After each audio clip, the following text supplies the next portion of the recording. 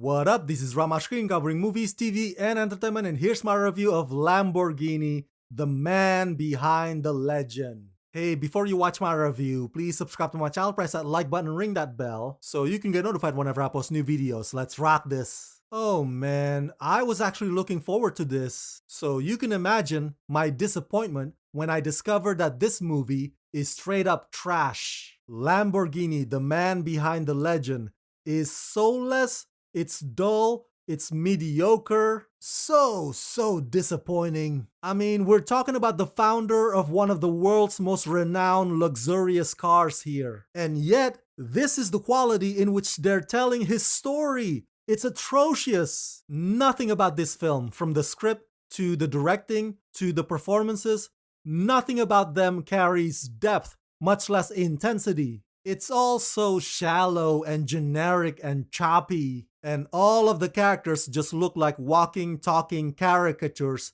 that have no layers whatsoever. This whole thing is just laughably bad. Lamborghini, the man behind the legend, is a biopic that tells the story of genius auto inventor Ferruccio Lamborghini. All his life, Ferruccio has dreamed of beating his longtime rival Enzo Ferrari, and the upcoming Geneva Grand Prix could be his chance to blow past Ferrari for good. But can Ferruccio get his untested vehicle prepped for victory with the competition just months away?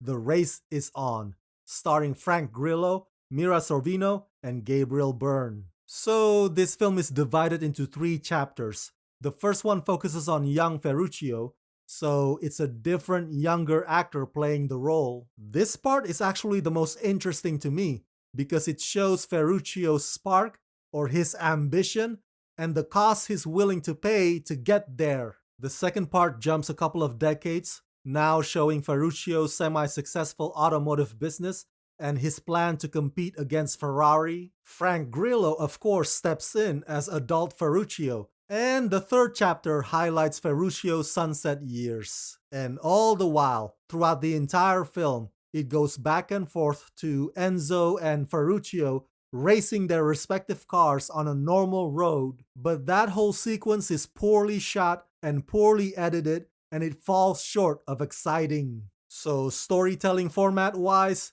this is as generic and predictable as you can expect with any birth-to-death biopic, which is why I usually prefer biopics that focus on a specific segment about somebody's life, instead of broad strokes like this one, that's all about jam-packing as many life events as you can. This film's technical aspects also settle for the bare minimum. Even the cinematography doesn't leave a distinctive style. Gotta give them credit for the production design, but that's about it.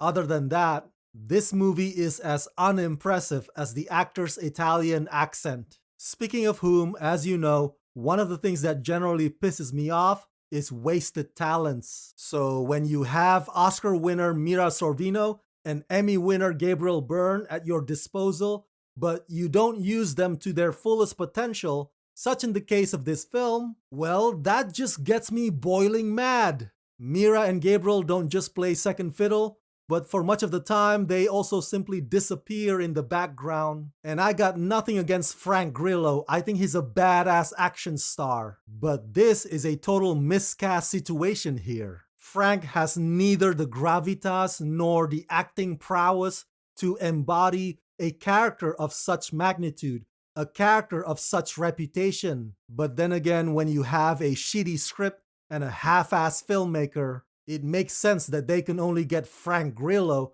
instead of a leading man with actual caliber. Everything about this film just screams out, this'll do. Maybe someday we can finally receive a proper biopic about Ferruccio Lamborghini, but this one is certainly not it.